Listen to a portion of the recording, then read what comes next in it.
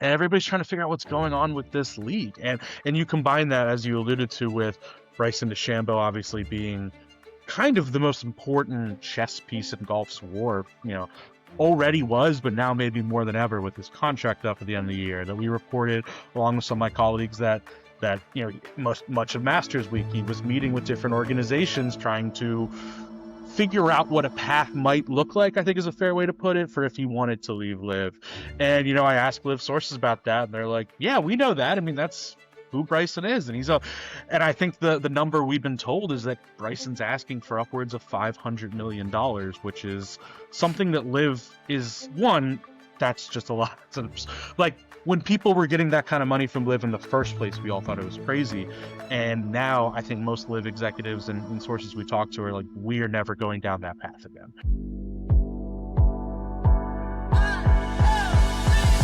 There has been a lot going on in the world of golf over the last 7 to 10 days, or 2 weeks actually, with everything that's gone on with the Masters, and then the announcements about is there not going to be a LIV going forward, and all the weird things that happened in Mexico City at the LIV event. For a deeper dive on that specifically and the very uncertain future of this golf tour, we're delighted to be joined now by Brody Miller of The Athletic, who was in Mexico City and had a really interesting article about things that were going on there after the news that we had and other outlets that it looked like LIV was going to be DOA sometime this year. Brody, thanks for being with us. First of all, you are safely back out of Mexico City. I had a feeling the security element would get carried away. But yes, I am good, and thank you so much for having me, Trey. So before we get into any of the stuff in the article, which is remarkable, what was it like? I'm assuming this was a rather large fellow that stopped you and said you're on some sort of security alert, that you were in persona non grata at a LIV event. Yeah, pretty bulky, beefy guy. Kind of stopped me and just said, hold up, let me look at you real quick. And he looked at me for a second, then pulled out his phone and was looking at some sort of chat and had just a big picture of my headshot from The Athletic, and was that you need to come with me? And I'm like, excuse me? I am credentialed. I am here. This was Friday. And yeah. I'm like, was there a security alert on me? And he said yes. And it all ended up getting ironed out. He ended up being a pretty cool guy for what it's worth. We had a nice little chat. Good. But undeniably a strange situation that, again, I asked everybody at LIV, okay, come on. You're what's going on here? This just happened. Every one of them said they have no idea what. Of course. They said they didn't even know I was on the property the day before, which, again, I don't want to go around accusing people of things. And, there's the famous Alan Shipnuck story with Greg Norman back at the... Throw that up. We have it, Brody. This is for people that don't know this story behind this photo. This was the inaugural LIV event in London, and that's Alan Shipnuck being escorted out of the property. And Alan then texted Greg Norman and said, are you aware that, and he used this word, not me, one of your goons just threw me out of the event? And Greg's response was, sorry to hear that. I had not heard about that. And then someone sent Shipnuck this picture of Greg Norman watching the said goon take Alan Shipnuck out of the LIV event. I'll be honest, I had forgotten about the text part. I completely forgot. Completely undermines Greg's events of what happened. So when you say LIV event, I had no idea how this happens. You're in good company. All of that, Brody, to be a precursor to the story you have on The Athletic, which goes into great detail about how close this event in Mexico City almost didn't happen at all. Yeah, I think you reported about the same time as we did some of these things last week in terms of LIV PIF kind of withdrawing most likely funds from PGA Tour. Wow, I'm a mess right now. That's withdrawing funds from LIV. And I think, one thing that was really confirmed in this reporting that I think you were hearing, that we were hearing, but didn't report at the time, was kind of how down to the wire those days were. That, I think we started hearing, my colleagues, Gabby Herzig, Brendan Quinn, Adam Kraft, and we all started hearing really the Sunday night of the Masters that, hey, something weird's going on with LIV. Some employees are starting to hear that, hey, I don't know if your job's going to be safe coming in a couple weeks and whatnot. And, by Tuesday, it was really like a lot of what we were hearing was, and I'm curious if you were as well, that Mexico City might not happen. That was a very, And obviously, I'm glad we didn't report it. I'm glad we didn't run with that because that didn't end up being the case. By Wednesday, it seemed like some resolution with PIP was made, another check was given, and so that's something that most sources confirmed while we were in Mexico City that this really went down to the wire. And a lot of their feedback was that's more common than people realize with a lot of these payments for how Live is going. I don't want to speculate too much on that, but yeah, I think it's a really wild situation in terms of this is a league that has operated basically with a $1 trillion wealth fund telling them for years we measure our investments by decades, not years. All of a sudden, just unilaterally, on kind of a whim, at least what I was told, this is actually not going to be the case anymore. And now Liv is, I mean, as we can get to, Liv is kind of now scrambling to survive, for lack of a better term. Well, that's a whole nother discussion I want to have Yeah. with you at some point, because you're going to have to find a billionaire willing to lose money for a long time. And what I know about most billionaires, they want the opposite. They want to make money for a long time. They don't want to lose money for a long time. But in the article you have out here, you get in some really interesting reporting in the weeds about what happened the week of the Masters. And that's some stuff that a lot of people have not heard. Now, when we talked about the LIV thing, and we tried to put it in some context of like, well, maybe this is why John Rahm said, I didn't play well and I know why, but I don't want to talk about it. Well, this is why Bryson DeChambeau missed the cut with that horrific 7 on the 18th hole on Friday, when a bogey would have got him in the field for the weekend. You have some excellent reporting in here about, first of all, a really interesting conversation that was very visible to a lot of people between Bryson DeChambeau and John Rahm. Absolutely. And I don't want to the tough part is there's an element of speculation of like what they were talking about, of course. But yeah, I mean, like this was everybody in the world is talking about this story. All the news came out basically Wednesday afternoon and night by the time probably most of these players were on their way out.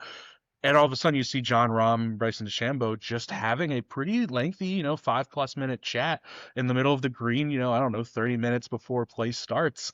Just kind of, and Bryson, is a demonstrative guy, really like explaining things and talking about things, and John kind of going like, just giving his kind of like, I don't know, and asking follow-ups. And again, it's really irresponsible for me to even pretend I know what was being said or who feels which way about what. But it was just such a noticeable scene of kind of a situation of that week, because you couldn't ignore the storylines of that week, all the speculation. You couldn't ignore that nobody in that entire complex knew exactly what's happening. Everybody is kind of going by the seat of their pants. They're all going by what their agent or what LIV executives are saying, and what those things they're saying is changing day to day. And I think just like watching an entire putting green of professional golfers all kind of keep an eye on this conversation happening was one of the main memories I'll have, because everybody's watching what these two are going to do. Let's be real. These are the two stars of this league. And everybody's trying to figure out what's going on with this league. And you combine that, as you alluded to, with Bryson DeChambeau obviously being kind of the most important chess piece in golf's war, already was, but now maybe more than ever with his contract up at the end of the year. That we reported, along with some of my colleagues, that much of Masters Week he was meeting with different organizations trying to figure out what a path might look like, I think is a fair way to put it, for if he wanted to leave LIV. And I asked LIV sources about that, and they're like, yeah, we know that. I mean, that's who Bryson is. And I think the number we've been told is that Bryson's asking for upwards of $500 million, which is something that LIV is one. That's just a lot. Like, when people were getting that kind of money from LIV in the first place, we all thought it was crazy. And now I think most LIV executives and sources we talk to are like, we are never going down that path again. We are not. The money's obviously not there. That's a whole other thing. But Correct. They just they can't go down that path anymore. It's not sustainable. You make those payments early. I work at The Athletic, right? Early in our company, we were paying people a little above market share, because we were trying to make a name for ourselves and burst in the scene and get big names. And it's not that different from LIV in that way, as weird as that is. But you can't keep doing that. And especially now, they're going to have to cut costs. That's something nobody denies there. I don't know if that means smaller purses. I don't know if that means just operational costs, because their tournaments are costing upwards of $20 million a tournament just operationally before purses. But I know it's a segue to take, but yeah, I think that those two characters are just hard to ignore that week. Well, you think for $20 million an event, the live stream would at least work, but that's Well a played. separate issue Well played. entirely. I mean, like the karma of that, of Arlo and David coming out there so doggedly and Oh, that's these the best part. pundits, they type faster than they think and all this kind of, let's go live to golf. Crickets. And I was with a lot of people at Live like right after that happens, and you could just see them like, even as they're trying to make their case and say like this is why we're positive, even they're just like, yeah, we can't really defend that one. That one's pretty tough. All right, so more on what happened in Mexico City, but what more can you tell us about what you and your colleagues were reporting about the conversations Bryson was having? Because to me, it seems like you want to have that conversation, there's really one person you need to talk to, and that's Brian Rolapp. Yes, so I will say that I don't want to speak ahead of my reporting, if that makes sense, in terms Sure. of there's certain things we don't have completely ironed out that we don't want to kind of speculate on and whatnot. But yes, I mean, there is a clear, and Bryson's always going to be a negotiator. He's been publicly negotiating. Shoot, he's been talking about his negotiations since last year's U.S. Open. That's Correct. who he is. And I think like there's some element of, man, that guy's going to find the best deal. He's going to make sure he knows his options. But also, yeah, the timing is hard to ignore. That week, yeah, he was meeting with different organizations, different people. I guess I'd say power brokers in golf might be a good way to put it. I don't have all of the names down, but different leagues and things of that nature. About kind of what would it look like, different brands that he might want to partner with if he decided to leave Live, things like that. And I think that's pretty difficult to ignore at the timing, but it's also he is so fascinating because he is also using the leverage of his YouTube channel, as you know, to insinuate doing something that is unprecedented in sports history of, I am not going to play for any league. I might just do YouTube and do that. And I think he even used the line of like, I might just like use my break 50 challenges as a good way to stay in form and then go play the 4 major championships. So it's a nonsensical situation, but it's also Bryson, for all his greatness that I give credit to, is a nonsensical guy in the best way. So I don't know what Bryson's going to do, and I don't know if anyone really does. Well, the whole thing is nonsensical if you think about Well it, put. because Yeah. the idea of Live was never supposed to make sense, right? That's when listen, from my perspective, I started having real concerns when Scott O'Neill started saying things like, hey, we're looking for investors a few months ago in these teams. Hey, we need to start making a profit. I'm like, well, wait a minute. That was never the plan to begin with. Like, it was never about making a profit. It was about wedging yourself into this sport so somebody had to deal with you in some way that you get something. And while we have this narrative out there now that, well, the conflict in Iran has really changed the game, I'm not sure how accurate that is. And let me explain, and I'd love to get what you're hearing on this. People some of our sources that we've talked to here, they have told us that as long as 6 months ago, the sports investment arm of the PIF was told, we're not investing any more dollars. We're freezing any potential money to put out there. So if that happened 6 months ago, that leads me to believe they were looking for a time to do this, and the conflict in Iran gave them that opportunity. I think that is a fair read on the situation. I think you're absolutely right that the global shift in strategy that they announced Wednesday has been in the works for quite a while. That is not the war in Iran. All of a sudden, we're thinking about changing our entire strategy. That had been in the works. I do think again, like the most buzzy word of the last 2 weeks has been force majeure, right? I do think that gave a very convenient / maybe partially true element of, like that gives you a lot of outs with contracts. That gives you a lot of outs with insurance, by the way. There's a lot of I'm not an expert on this field, so I don't want to pretend, but insurance of claims that may go against you if contracts are broken, things of that nature. I think being able to use that is very important for them. So I do think this was always trending toward, hey, PIF wants a change. PIF is sick of just spending upwards of to 1.2 billion a year and losing hundreds of millions a year. They weren't okay with that just because, Yasser loved golf. And I think that was shifting. But I think even Live executives were surprised by just how sudden this was. I think Scott O'Neill was somewhat surprised by the one day we're at the Masters. And, I had one source say, like, we were still getting some feedback, not even that long ago of like, is Live Women's going to happen? And then all of a sudden it's it's gone. So I think we're also struggling sometimes with like what is the exact truth between those two things. But yeah, the shift is not as sudden as it seems.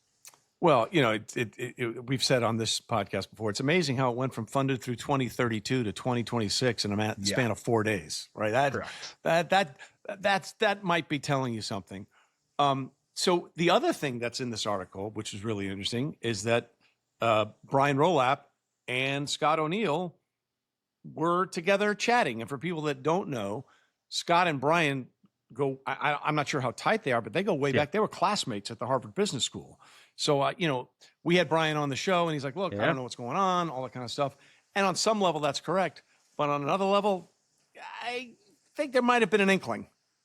Yeah, I have a hard time believing Brian Rolapp is a guy who's caught off guard about anything. Really, he's a pretty on top of it guy, especially in this world. And yeah, I think you described it better than I could. They have an amicable, respectful relationship. It seems like I don't know if they're buddies or anything.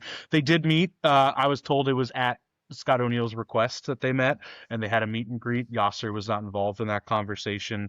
I think I've talked to people on both sides of that lane of whether they were one side is saying they were talking about maybe doing things together and maybe working together on some things, and some others saying, hey, this was PGA Tour side maybe more saying this was just a meet and greet and there wasn't much else. So I don't want to that's another, I think you could I think this was a fascinating week in journalism of once this really got rolling, a game of half truths and telephone got rolling that I haven't seen since I was covering coaching searches in college football, which is not the worst comparison to this. So it's been a Yeah. tricky one to parse through what's real and what's not, because everybody kind of has a reason to get things out there.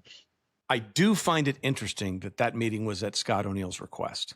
I mean, that to me, you can't look at that as an unimportant part of that conversation. Yeah, I think Scott O'Neill is obviously somebody who understands that he is fighting an uphill battle. I think that's impossible to ignore. And some of the people I were talking to, they kept pointing to over my week in Mexico City of like as they're making their case for why they can get their way out of this, that they kept saying Scott O'Neill is a wartime CEO was a term that was thrown my way a lot, and take that as you will. But also, I guess it is true that a lot of his rises throughout his career has come in MSG going through a scandal, the Sixers going through a very tough time. So there's some truth to that. But Scott O'Neill is not naive that he thought he was coming into all of this thinking like everything is amazingly grand. No, he came into it. His job was a lot of it to legitimize, right? So much of his 2 years, and I think parts that you can give him a lot of credit for, is the legitimization effort, I think, of LIV in the last year and a half. I mean, that Greg Norman was spending this crazy money, all the expenses, whatnot, making all the enemies also. And I think Scott O'Neill's side is a little more, okay, they're the ones who got OWGR points. They're the ones who got, worked relegation in a bit more, moved to 72 holes, got pathways to majors, which is probably their biggest success. So I think he's somebody who is trying to create more of a, we're just another major league, And I think the more he can get in situations where he's with those power brokers, I say, to say that like getting in meetings with Brian Rolapp is probably very important for that meeting. I talked to people who like, there was a real like honor that like Fred Ridley and Augusta finally kind of gave LIV the, you're one of the big CEOs, like come be part of the Masters treatment. Like that like was a big step to them. So I think that's part of why these meetings are so important. Well, that's kind of the irony here, right? Is like Yeah. this is happening when LIV arguably is having its best year. The Anthony Kim story in and of itself is remarkable, which, by the way, under the previous incarnation of LIV never would have happened because he never would have had the Sunday to come back and beat John Rahm and Bryson DeChambeau. The crowds in Adelaide were amazing. The crowds in South Africa were incredible. I don't want Scott O'Neill to just totally look like a buffoon here because that's not true. He's done some really good things, but at the end of the day, he doesn't write the checks, and you're at the whim of the guy who writes the checks.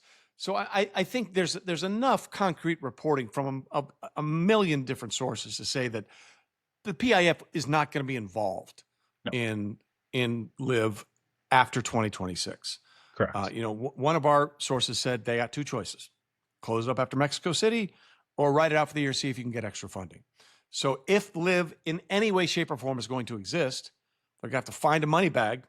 They're going to have to find players that are willing to play on this tour for less money, which is the reason they went over there to begin with, to get the money. it seems like there's no way out of the death spiral here. I think you make such a key point there that I think that's the hardest part to get an answer on, because probably no one knows the answer is, even if you are capable of getting good investors and all those things, what is the interest if so much of the value of you came from having this endless source of money? That is Right. how you got players. That is how you probably just like business people, as you know, want to be involved with the Saudi wealth funds. They do. Yeah. I think it's just like, are you still getting these people interested if you are losing Bryson DeChambeau? Are you still getting that interest if you don't seem like this entity that's not going anywhere for 15 years because you have endless money? Now that you're a company on the brink, what does that look like?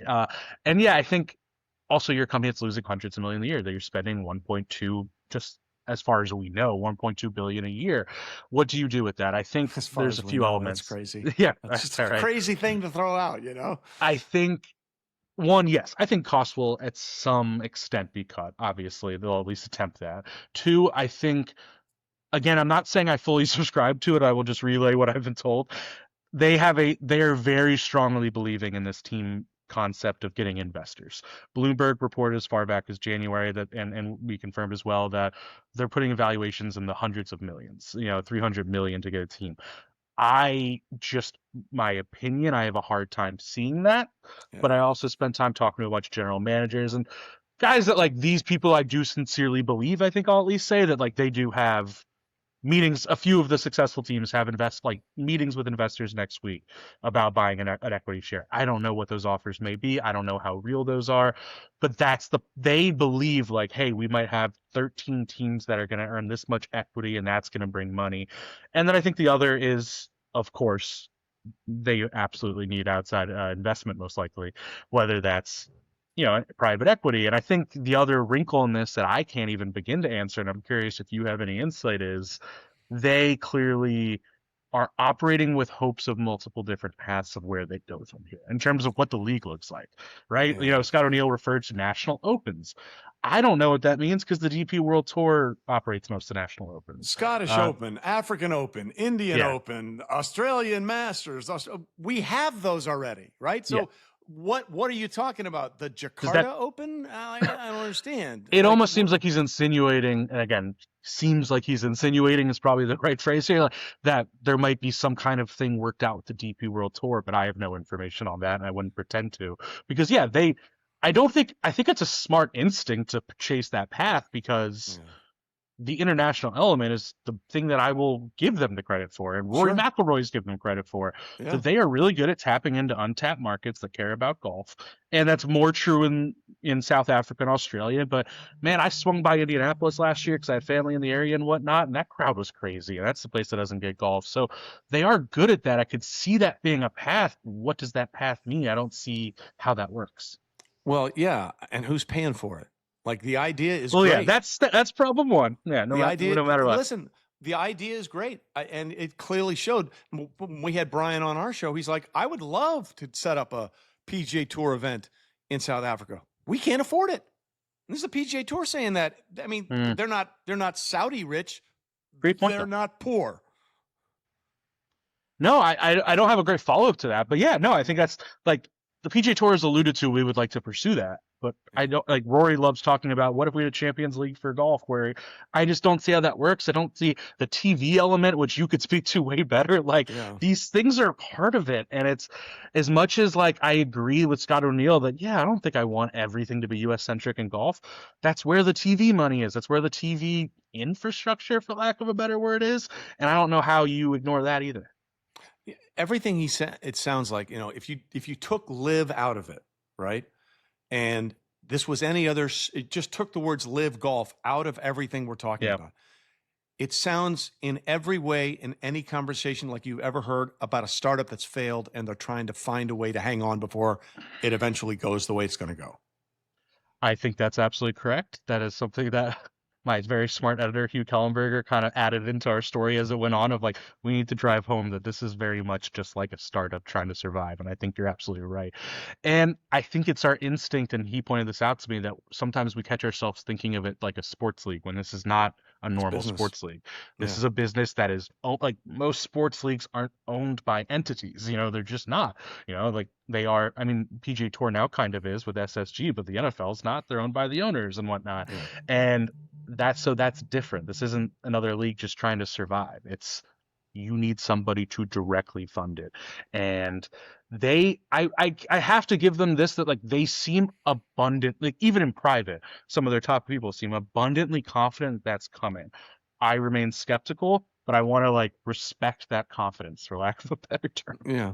So I guess when all of this is, they're not getting Saudi money anymore. That's not happening. Not a pure zone. So what do you make of the announcement? We're coming back to Mexico in 2027. I think your instinct has to go to everything right now is about projection. To my point of the extreme confidence they're showing, to all of Scott's interviews, I think it has to be their only way forward is projecting confidence to people to bring investors. If you act like things are bad, then why would anyone invest in that? So they took that edit video down and doctored it and put it back up the second time. That's a tough one. That is a tough one. I reached out to TNT that they did not have any comment. But yeah, I think the quick, boring answer is they just have to look like things are going great, because otherwise they don't have any path. It's like Leslie Nielsen in Scary Movie 3. Nothing to see here. All is well. Remain calm. Well, I mean, like I look, I don't want to be too flip about this, but I've heard enough of these grandiose claims from every other entity. Just take LIV Golf out of it. These are the phrases that you hear when they know it's coming to an end. I just need this much. I just need that to get this. And I take that statement about Mexico, coming back to Mexico City next year, in the same way that another thing has been said about our neighbor to the south, which is Mexico will not only build the wall, they will pay for it. What great comp. Well played, sir. I'll believe it when I see it, I guess is what I'm trying to say. The strangest part about that week, I'll just end with this. Sorry, I apologize. Is that just everything did feel business as usual there, which was the heart. Like I felt like to some extent I went there expecting this chaotic scene of everybody just running around like chickens with their head cut off. And it was just not like, the team executives were still meeting with sponsors every day, and the equipment guy was trying to get sponsor on the truck. And like, it was so strange, and I just didn't know how to, like, there was a cognitive dissonance going on for me that it was hard to figure out. Well, it's cognitive dissonance might be the best name for a LIV Golf team on some level, because that's sort of what it's been since day one. Yeah. Look, this thing is still unfolding and still playing out. And honestly, if they can figure it out, good for them. But they're doing it without a dime of that PIF. I can promise you that. And maybe we'll have more things to talk about in a couple of weeks. But Brody, great article in The Athletic. We really appreciate your time, and thanks for sharing some insights with us. Thank you for having me so much. Take care.